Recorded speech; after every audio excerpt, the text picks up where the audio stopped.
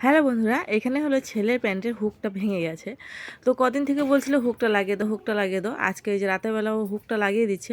তো হুকটা খুলে দেখে পুরো ভিতরের হুকটা পুরো ভেঙে গেছে। তো একটা ঘাত থাকে, সেটা দিয়ে ও ওই হুকটা অ্যাডজাস্ট করা থাকে, কিন্তু ঘাতটা পুরো ভেঙে গেছে। এখন কি করবে? পরে আরেকটা পুরাতন প্যান্ট ছিল, সেই প্যান্টের থেকে হুকটা বের করছে। ওই দেখো, হুক ভিতরে থাকতে থাকতে না এরকমভাবে জং ধরে যায়, কারণ জল দিয়ে ধোয়া হয়ে যায় সেই জন্য।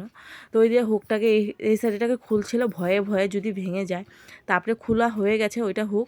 খোলার পর ওই হুকের আর ভিতরটা বাইরেটা দুটোই খুলে নিয়েছে, আর এই হুকের সাথে অ্যাডজাস্ট করে দিল। করে দিয়ে এই প্যান্টের ভিতরে এবার ভরে দিবে।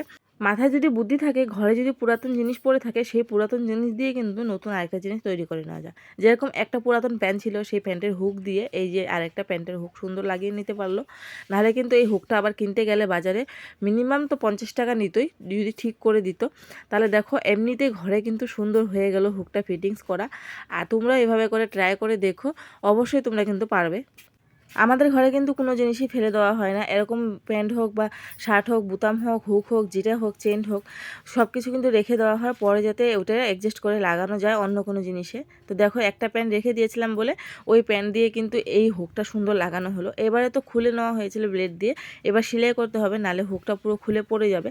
তো এখানে দেখো, সেলাই করতে গিয়ে আর সুইটা দেখে ধার নেই, তো সুইটাকে ধার করে নিল। দেখো, ঘরেই কিন্তু সুই টুই সব কিছু ধার করে নেওয়া যায়। এই একটা ভিডিওতে তোমাদেরকে 3টা টিপস আমি শেয়ার করলাম।